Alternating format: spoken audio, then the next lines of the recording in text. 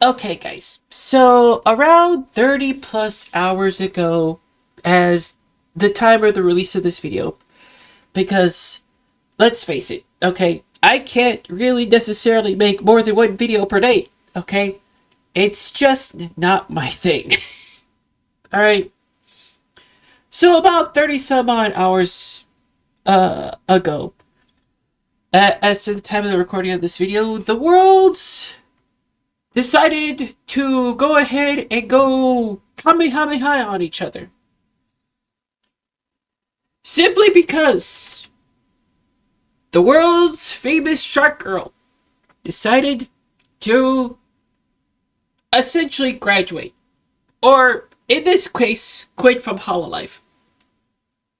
Now, as much as I want to roast Hololive, in the same way that I would actually openly, egregiously roast the living hell of Niji Sanji, the same way, okay, I decided to go ahead and keep my emotions in check and see maybe what the other talent had to say.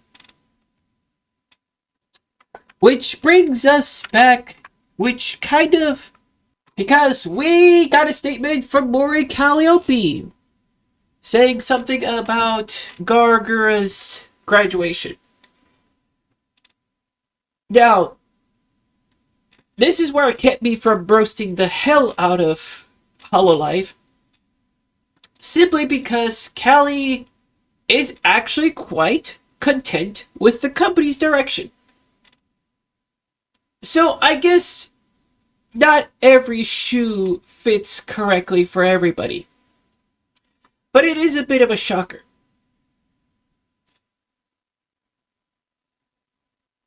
But a lot of these talent companies, these talent management, it begs the question, okay, what was in that contract? That's what a lot of people don't understand. It's like, what was in that contract? And we know that Gwar Gura, for the past, I guess you could say, number of months, has been feeling a little bit too stressed out. Now, I've got to admit one thing. It kind of stinks to be in a company full of VTubers. Companies like VShojo, companies like Hololive, companies like probably Face Connect, and companies like VShojo. It's always going to be more stressful to be in a corporate management than it is to become an indie VTuber. And if you think about it, now I'm not trying to roast Gura on this one, but the thing is that it's a lot better to be an indie VTuber than it is to go into a company. And there's a lot of people who already expressed their concerns about people in corporate VTubing. I myself have started to think about, when I started becoming a VTuber, have thought about becoming a corporate VTuber. Just to get a little bit more views and clicks.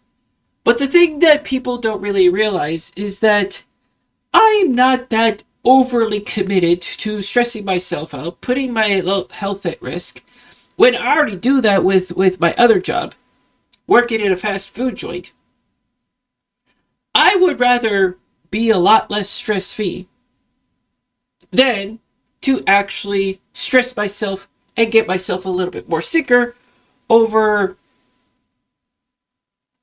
something that I cannot meet expectations on. Alright, so that's why I chose not to go into corporate VTubing. And then again, it would allow me to change my model. That's neither here nor there.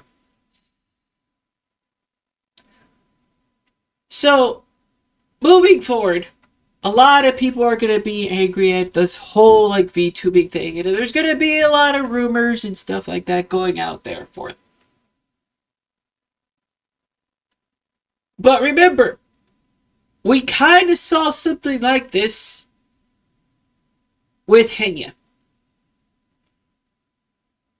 When she started off as being our little tea kettle of VTuber. The world of VTubing is a very weird thing. I get that. People have certain expectations of VTubers out there. A lot of them are favored because they're wacky little entertainers. Some of them choose to use just an avatar for a myriad of different reasons. I have my reasons. There's a lot of whack job VTubers out there who have their reasons. There's a lot of wholesome VTubers that have their own reasons for becoming an indie. Does it hurt me in the long run? Probably. But then again, I weighed my benefits and I weighed my options and see, well, maybe this is the right direction for me the whole time. Because, let's face it, me and corporations, we really don't mix.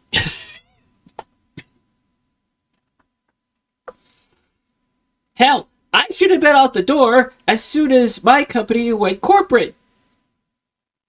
My fault. This is why I'm kind of actually hammering out content nowadays, so I can avoid the implications of going to going any further with the company that I'm joining.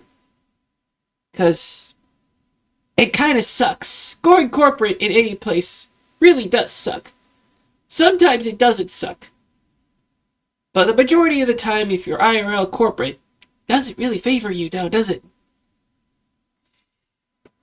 So, in the long run, I do believe that Gwar Gura is going to return, probably, speculatively, as her original Oshi prior to Gwar Gura. Now, is she going to be as popular as before? Dumb question. That's the dumbest question I've ever heard. Is she going to be as popular as she was in Hololive? Bro, how popular did Henya get? She was bombing it like crazy. She was a baller as a tea kettle. Now she's Henya. Probably got a lot more followers after that. But even if Henya decided to go back to her little tea kettle persona, she would still have the same amount of audience. So she would be fine. She's not going to lose that many followers. That many. But she's going to have a hell of a lot more than she did back then. And that's a good thing. So moving forward, Gwar Gura, whatever the future holds for you, I'm going to be there watching you. From the craziest controversies all the way up to your next installment of whatever baseball stadium you want to showcase yourself at. Who knows?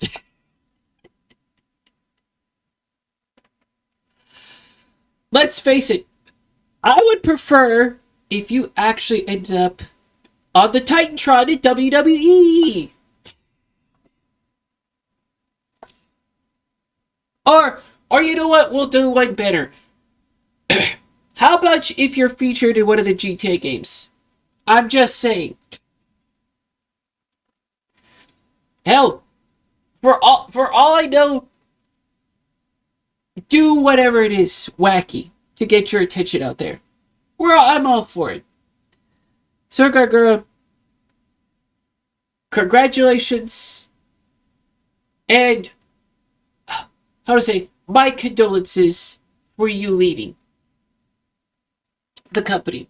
I hope you have in better health. Okay? And I'm not I'm not being sarcastic in any sort of way or patronizing. Usually I do sound like I am, but this time I'm being genuine. I hope you have a good day. Okay? I mean that. Genuinely. Requesca de Pache, and guys, don't worry. My speculation is she's coming back. Speculation! Have a nice one.